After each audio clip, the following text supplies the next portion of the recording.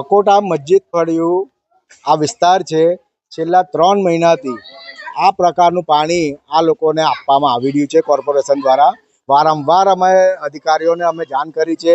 અમે મોરચો લઈને વડીવાડી પણ ગયા. જ્યારે વડીવાડી ગયા ત્યારબાદ બીજે દિવસથી ચોખ્ખું પાણી માત્ર 5 થી 10 દિવસ માટે આવ્યું અને ત્યારબાદ ફરી પાછું આ જ પ્રકારનું પાણી આ લોકોને મળી રહ્યું છે.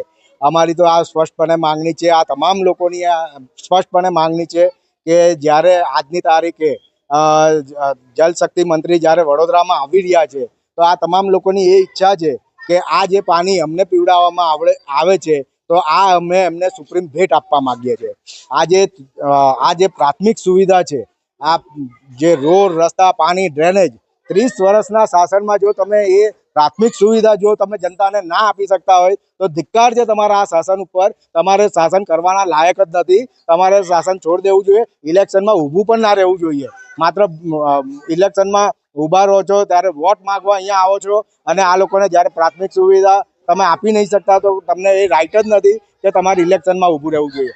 મારે તો સ્પષ્ટપણે એ બીજું કહેવું છે કે આ પ્રકારનું જે પાણી છે આ લોકોને બીજી એક માંગ છે કે આ જો તાત્કાલિક ધોરણે આ લોકોનો પ્રોબ્લેમ જો રિઝોલ્વ નહીં થાય તો સોમવાર કે મંગળવારે આ જે પાણી એમને પીવું પડે છે હાલની તારીખમાં, આ પાણી તમામ લાગતા વળગતા અધિકારીઓ, તમામ લાગતા વળગતા જે અહીંયાના ચૂંટાયેલી પાંખો છે એ લોકોના ઘરે જઈને આ લોકો આંદોલન કરવા માગે છે. મારું નામ ચિરાગ શાહ છે, વડોદરા શહેર કોંગ્રેસ મહામંત્રી.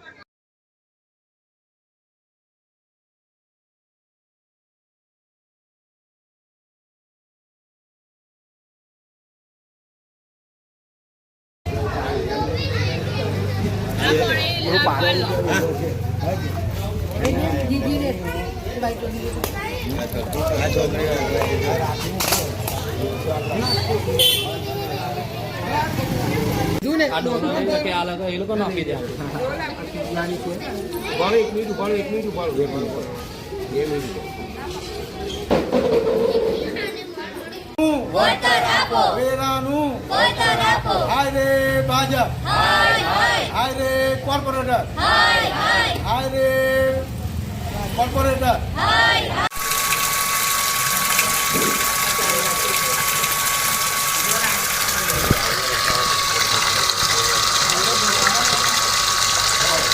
વિરોધ નહીં કરવાનો. બધાનું પાણી પીને ભરીએ કઈ મફત પૈસા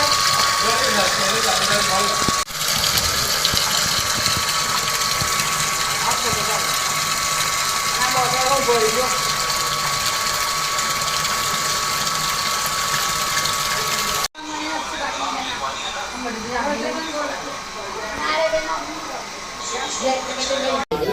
હાય રે ભાજપ, હાય રે ભાજપ, હાય રે બીએમસી, હાય રે બીએમસી. નારેબાજી કરે ને. હા, બધા બહેનો બોલાય લો કે બધા ક્યાં કરતા?